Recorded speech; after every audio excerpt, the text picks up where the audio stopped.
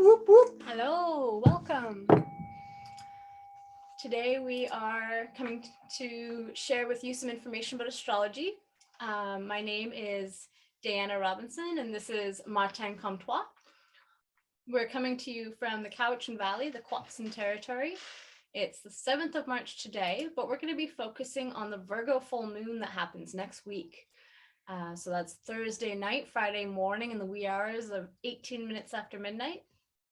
And it's got a pretty potent chart we're excited to go over with you. There's a lot going on, and no surprise as it mimics a lot going on in the world right now. So I'm sure there's a lot going on in your personal world as well. We're excited to kind of dive into that a bit and hopefully make you feel connected in some way or inspired in some way. So it starts with that full moon, sun in Pisces, moon in Virgo. The axis of transcendence, this sun, moon in Virgo, we'll talk about that. Then the sun, Mercury, Jupiter, and Neptune, they're all within like 15 degrees, and they're all in opposition to that moon again, which is Trine and Sextile Pluto. So we have this big kite going on. We'll see later on the chart clear too. So with all those planets in Pisces, the deep fog of transformation, the angle to Pluto transformation, and there's something very creative about despair. Speaking of creative, Venus, the muse, Venus and Mars have been conjunct for a while now, but now they're in Aquarius and Venus is just starting to go ahead. But it's an implying conjunction, both of them, to Saturn, which it's coming up to, and then that's going to be square Uranus. Oof. The emotional coldness of ideologies. And then Mercury, thought process, and Uranus, that big thought. And then Chiron, they're all making a conjunction here too, and they got a little dance going on. We'll see later. And then we call that the genius of the wounded healer. So here we are. How you been feeling the times, Day? It's a roller coaster. It's going deep. I've definitely had to spend a lot more alone time than I'm used to having to spend. I like alone time, but I actually need to be alone a lot more lately.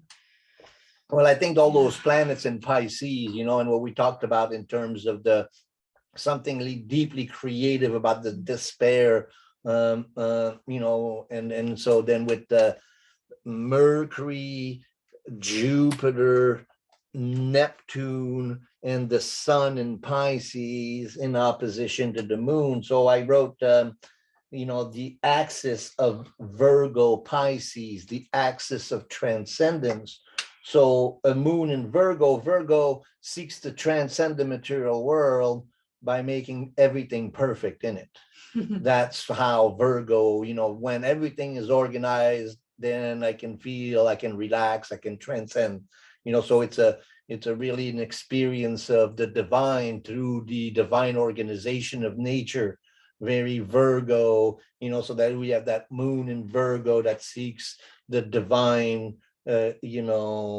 order of everything, the goddess of the harvest. And then Pisces seeks to transcend the material world by just getting out of it altogether, so sun in Pisces is not really happy there. The sun wants to share its voice to the world, and Pisces wants to dissolve that light and get out of the experience of incarnation.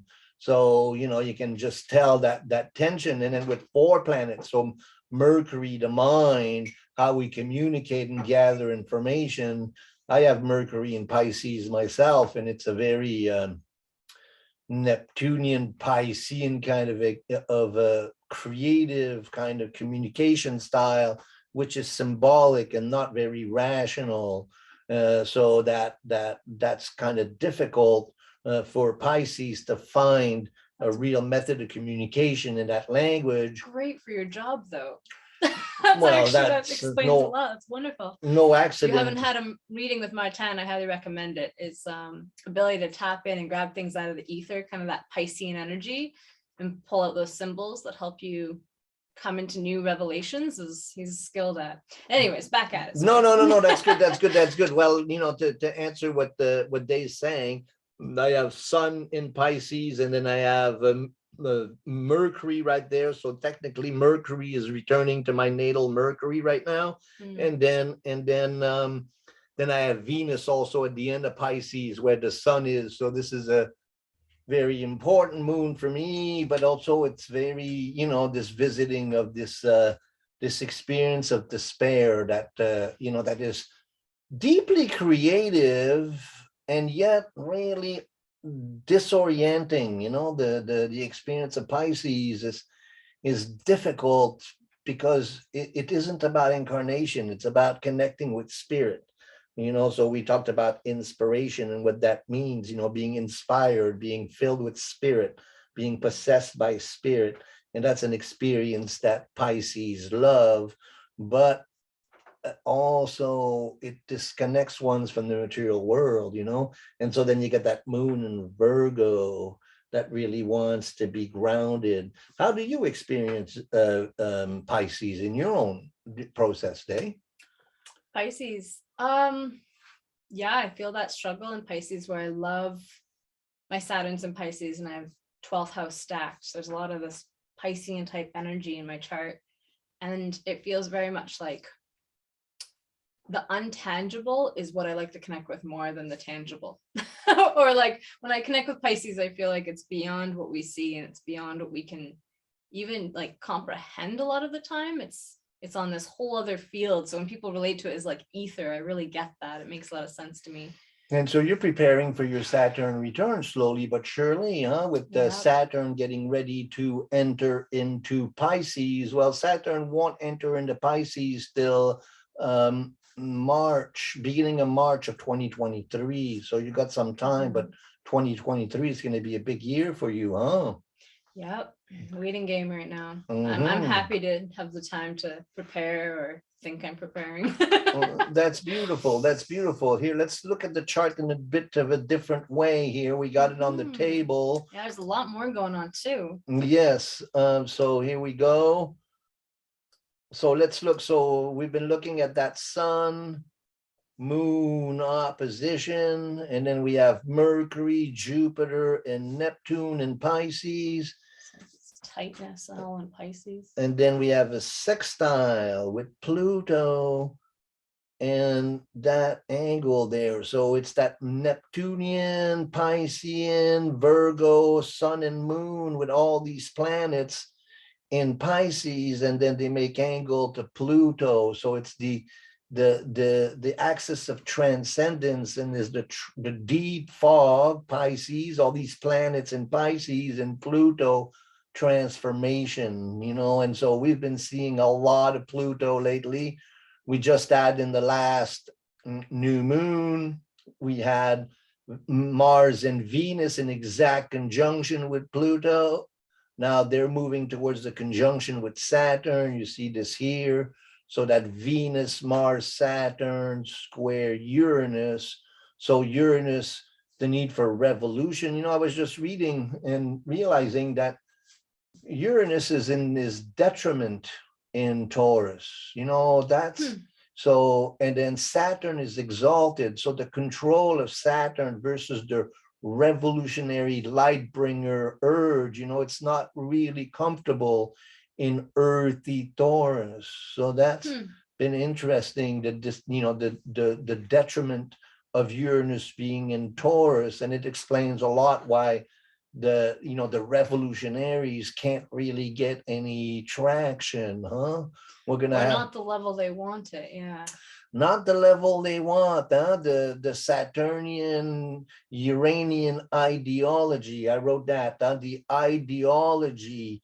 There's something very unemotional about Aquarius, where we have it's detached, and Venus in Aquarius is not happy. Venus, Mars, Saturn, it's like emotionally the constriction of Saturn, or just not really feeling that good, huh? Do you feel that too? Yeah, and it's just beginning, this conjunction, so we'll see how that keeps developing. I think we're even farther away right now as we do this video, but I've been feeling that shift of, I felt like a lot was in earth signs for quite a while, the last few weeks, and it felt very grounded and practical and get your daily things done. And then there's this light, or I shouldn't say lightness, but a shift that happened. And now there's a lot of thoughts and a lot of, yeah, that ideologies come in. And for me personally, that ideology can sometimes like eat me up inside, or I can let it if I'm not careful. So you have careful. that Uranus, uh, Mars, Venus, Saturn, air sign, and then you got all 4 planets and emotions. Mhm. So, and emotions versus thought, it's always difficult. And there's Yeah. that little, semi sextile here that unites both of those. So it's the confrontation of the emotions versus the rationality, and who's gonna win, huh? And then, so that's an interesting conflict, huh? Yeah, and there's nothing kind of like unifying them. Sometimes I'll see them make aspect to a planet, and that planet that's holding them, like communicating to both, will help. I guess that's Uranus a bit. Well, we have 2 things here. We have Jupiter is exalted and Neptune is exalted. So both of those are really, really strong. That Jupiter, Neptune, there's a kind of a shift towards kind of an enlightenment. We really want to be contained. We want to find, this release of tension. And then that Saturn, Mars, Venus. By the next new moon, Mars and Venus are going to be in conjunction with Saturn, and the sun will have moved into a conjunction with Chiron. So that next new moon, sun, moon, Chiron, that'll be very interesting. And then we were looking at this Uranus sextile Mercury, and with 2 semi-sextile to Chiron, that little triangle there, I call that the genius of the wounded healer. So Mercury, Uranus, usually associated with genius. And then we have Jupiter really close. So there's a sense of real emotional intelligence in all of this that's starting to build. And a call to shamanic healing, to healing, Chiron in Aries. And by the next new moon, again, new moon will be right on Chiron. So while Jupiter and Neptune will be in exact conjunction. So that'll be at the beginning of April. So that'll be very interesting as well, huh? Yeah, I feel like there's this, it's neat to see Pluto and Uranus holding down this earth. And I feel like so much going on between them. There's this dissolving. Pisces is that like dissolving energy. It's like we're dissolving in preparation for what's coming next. That's beautiful. And I've seen that a lot in people I've talked to. There's a lot of people who've let go of something, or they've been totally freed from a connection to someone or something, and it's exciting and it feels right, but they don't know where they're moving to next. If you're in that place, I hope you can be gentle with yourself, because that's a really sacred place, but it's so uncomfortable. Well, the moon is also in Virgo, and that's an important, earth Organize, element. plan ourselves. But it's interesting what you said about Uranus in Taurus. Feels like the ground is shaking, and Pluto in Capricorn feels like the structures are crumbling. So it's really, the earth element is really challenging. Of course, the moon in Virgo really helps in that, but really soon, the moon will be in, past. And so then we'll just, those 2 planets, we're really feeling the earth being shaken, and then the emotions, and then the rationality of it all. It really explains the times really well, huh? Yeah. As above, so below. As above, so below. So you got some, so how things been going with you then with all of that? Like I said, a lot of like dissolving, a lot of needed time alone, coming back to my artwork as some kind of what's this word that you put for Pisces? Not reverence, but transcendence. Yeah.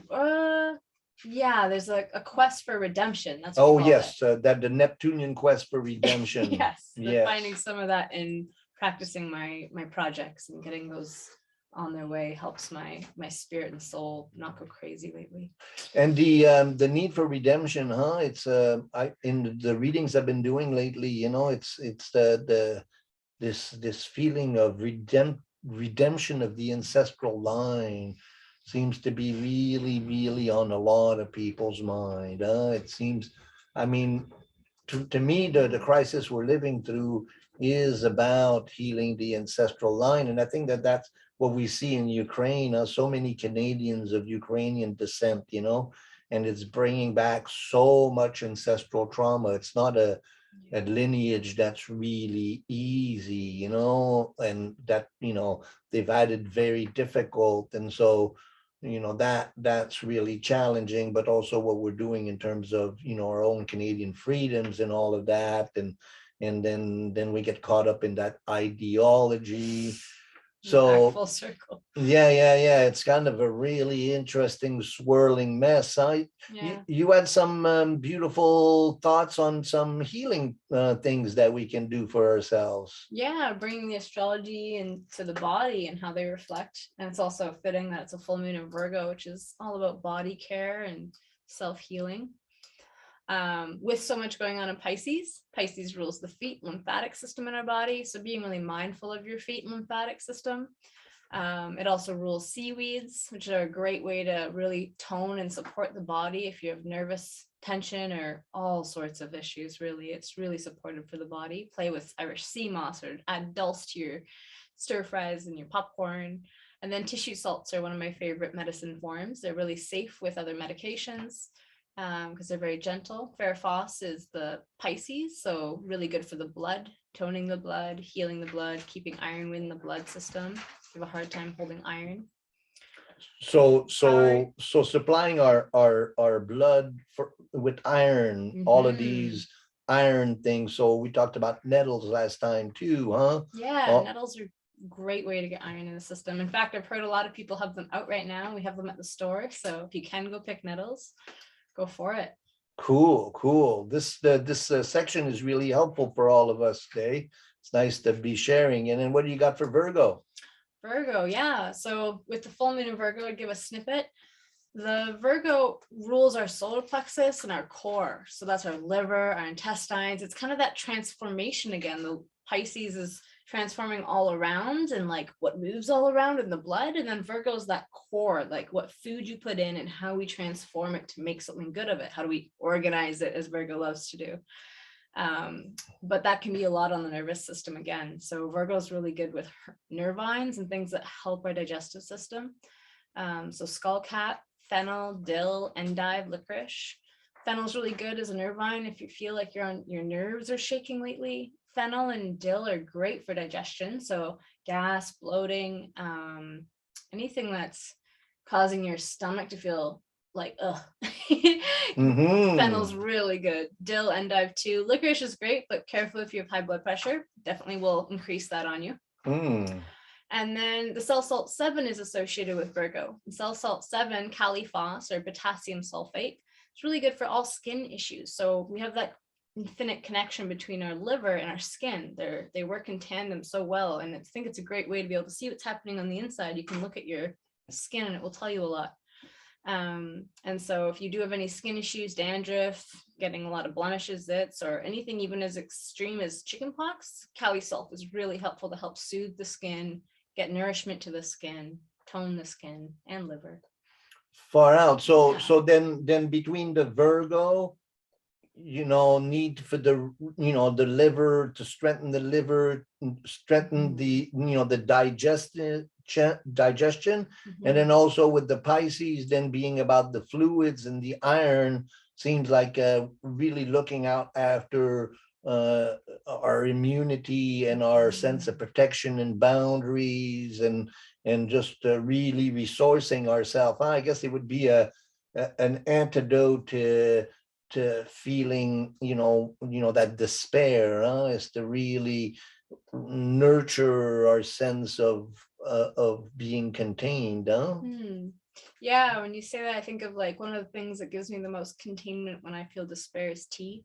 So to practice, I always make tea. If I'm confused, don't know what to do, make tea. If I want to be inspired for something and I'm not, I make tea first. Can be a good way to create a little practice and contain yourself and also nourish the body. try and get back in alignment with where you want to be focusing. This is the last full moon before the equinox, spring, beginning of spring. And I think also one of the things I was meditating on when you were talking is that there's been a lot of demand on us. We're really having to come out into the world with the equinox coming up. And so then seems like this full moon will bring a lot of energy, but also a real need to sustain our health and to look after these different ideas of resourcing our protecting our liver and our sense of boundaries, our skin, and also making sure the blood is rich and strong, huh? It's a great point. Yeah, I feel like it's time to unfurl and come into the world, and I'm excited, but I'm also energetically not quite ready yet. Hopefully it will be by the equinox. Spring's gonna come on pretty strong. We got some really strong stuff, Mercury. So sun will come in, and then at the beginning of spring, so we're gonna have the Jupiter Neptune conjunction, but that's gonna be short-lived. Sun will come into Aries, and then Jupiter will come into Aries, and then we'll have a Venus Jupiter Neptune conjunction that's coming really soon. Also Mercury Jupiter Neptune, and then we'll have a Jupiter Mars conjunction at the beginning of Aries, which should be very fiery. So I would expect spring to come in with a bang. I would be very careful about water. Neptune, Jupiter conjunction in Pisces. Be careful for flooding in such situations. So this has been fun. We got we hit well, it's not a big landmark, but we hit 345 subscribers. We're on our way to 350, and we'd like to make it to 400 as soon as we can. That's not much, really, compared to what it takes to make this channel go. Another thing, too, is our last video was the first time that over 100 people watched it. Nice. 111 to be exact, probably more by now. And so that you subscribe to the channel, and that you share, that you comment, ask questions, all of these things make the what do you call it, those things that make the computers work, the logarithms, no, the algorithms. Engaging with the post, sharing the post on those are all things that stimulate. I know Day's having a hard time sharing our videos, but she's getting better at it. Slowly getting the whole digital world. I also want us to share what you want to maybe know. So I come as an astrology student for a long time, but I'm still always learning lots. And from a registered nutritionist and herbal focused person. And then Martin is a really wonderful astrologer who's been doing it a long time and does dream analysis. If there's aspects that you'd love to hear from us in the show, let us know, comment below. Sometimes people like degree points, sometimes people like different things with houses. Let us know what you like to hear from and what would keep you excited about the show. So Diana Robinson, we made a joke. So she's a registered health nut, or a radical health nut, or a registered holistic nutritionalist. Nice. And this is how you connect with her. And then I'm Martin Comtois. I like the MC Starman moniker. I do teach the healer and the dreamer astrology for a new age. We do Dreamwork, astrology readings, workshops. I've been going to Comox regularly. Courtney, been going to Victoria regularly again now. And also starting at the Soul Center in Duncan. We're going to start our first workshop on the 3rd of April there. That's going to be really exciting. More to come on that. And my little motto is, if creativity is a fire, I'm your biggest fan. On that, we're in Pisces season. Pisces all in the ether and dreams. I know a lot of people have been having dreams. If you ever feel like there's a dream that came to you, that you really want to understand more, connect with, or something's just sitting with you, like you didn't get a piece of it and there's something trying to be communicated, Martin is wonderful at helping with dream analysis. So I recommend going to him if you're wanting some help understanding what your subconscious is trying to connect you to. Thank you for that promotion. But you know, the synchronicity between dream work and astrology is amazing. And Jung taught a technique of dream analysis with active imagination and all the tools that he taught us how to work with our dreams. Basically, he said that dreams is the voice of the soul, and to really take a lot of importance into your dream work, keeping a dream journal, keeping track of your dreams. And then we're going to be sharing some teachings on the YouTube channel here coming up on these things. So thank you, Dave, for those beautiful words. Sure. And thank you all for tuning in, and we'll be seeing you soon. So much love. Whoop, whoop, whoop.